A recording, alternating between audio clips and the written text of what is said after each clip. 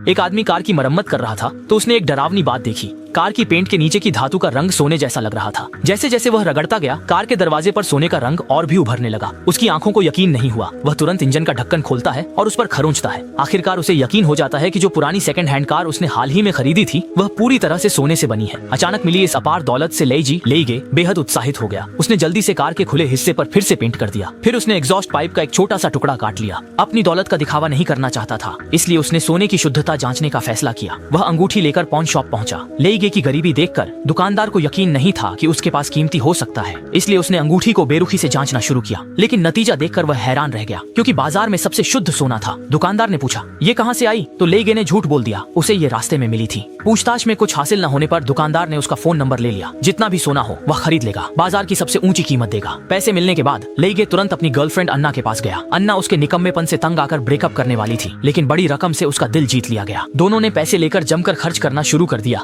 पर उन्हें यह नहीं पता था कि स्थानीय गैंग इस सोने की तलाश में है और वही दुकानदार उनका मुखबिर है। असल में गैंग के सरगना ने मरने से पहले गैंग की संपत्ति सोने में बदल दी थी और उसे कार में ढाल दिया था। उसके आदमियों को पता था कि उसने एक विरासत छोड़ी है, पर सोना कहाँ छुपा है किसी को नहीं पता था। सरगना का पोता आवेई मुसीबत में पड़ गया।